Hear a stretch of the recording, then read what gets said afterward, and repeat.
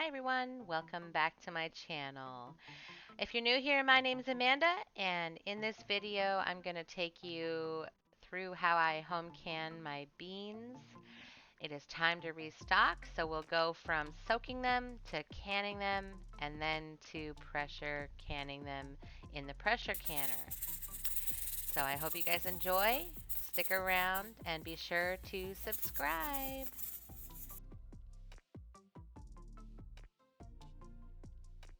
I first start out by soaking my beans overnight.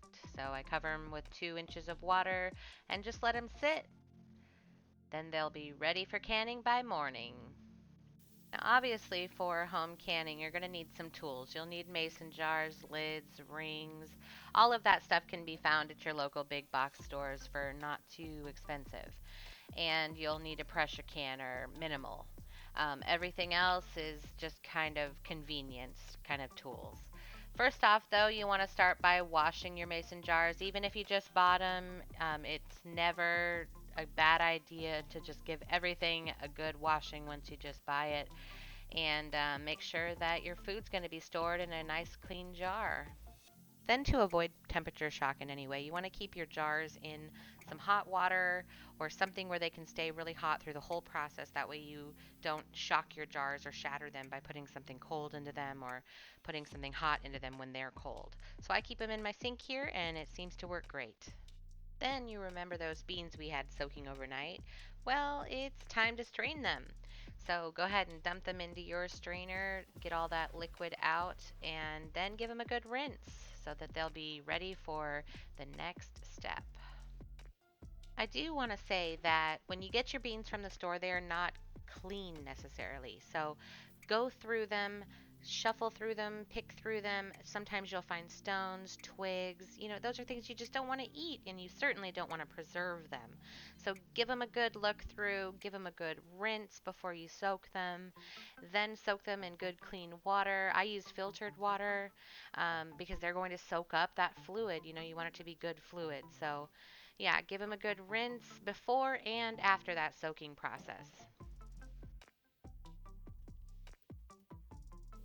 Then you're going to want to fill up your pot with nice, clean, filtered water because it is time to boil our beans for a couple minutes. So pour your beans in that pot and get your burner turned on. Now you want to have enough water just to the point where you cover up your beans. Not much more is needed than that.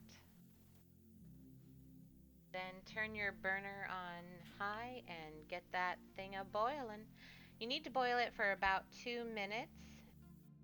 Trying to get you a shot here as it gets boiling because once you boil some beans, they start to release their gases, and that's what you're seeing right there. That fuzziness is those beans releasing some of their gases. So what I do is I just scrape it off. It's nothing unhealthy. There's nothing wrong with it. I just don't want to can it.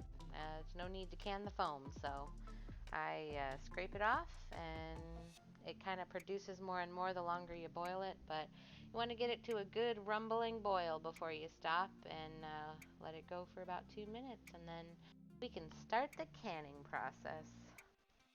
All right, we got a nice good boil going.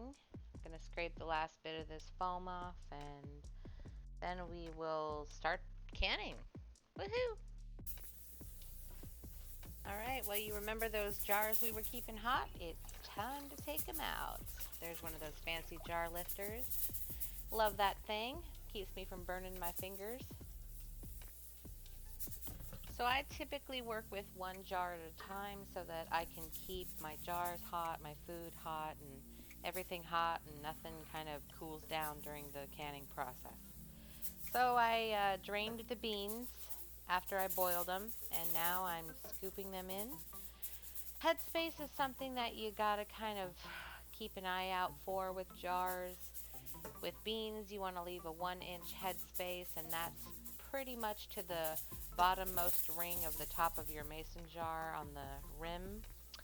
And if you leave about 1 inch, you should be good. Now, once you got your jar where you think it should be, give it a tap tap, and you may have to add a little bit more.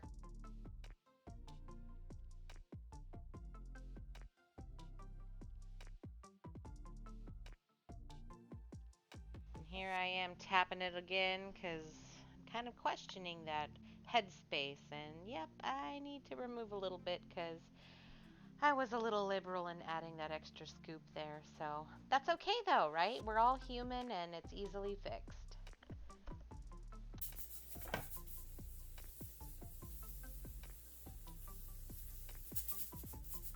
And the same thing goes for if you add a little too much water. It's important to maintain that 1 inch headspace.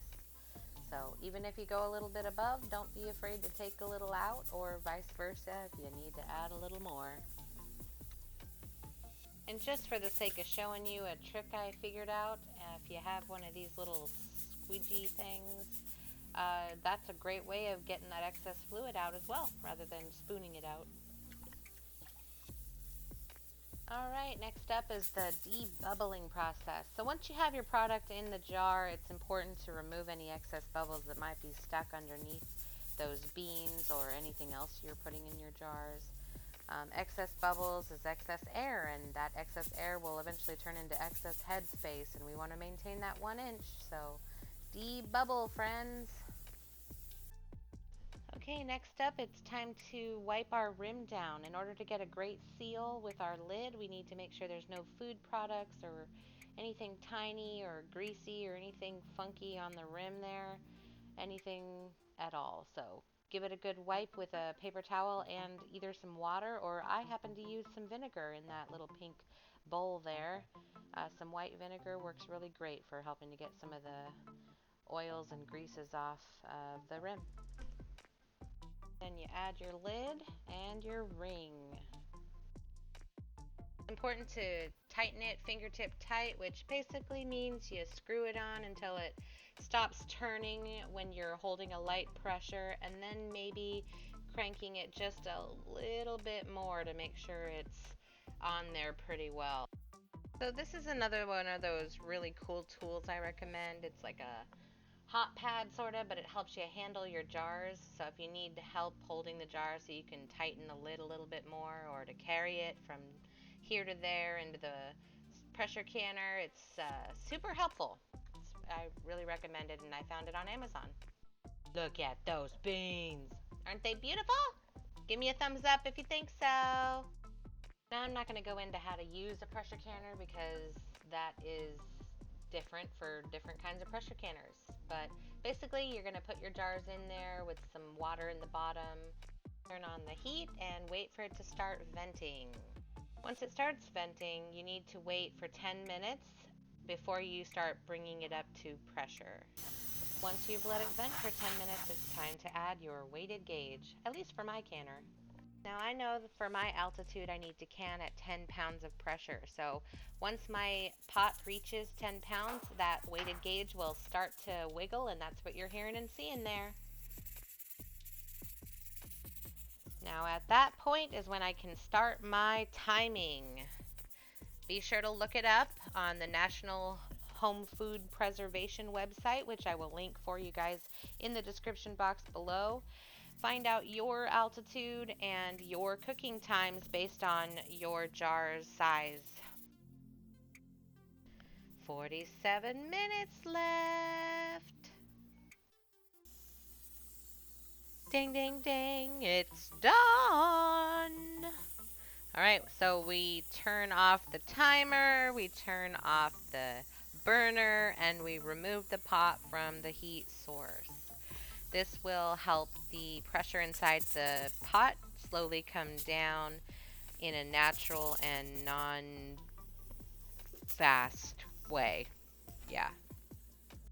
Now that pressure is down to 0, we can remove our gauge and let it vent the rest of the way before we even touch the lid.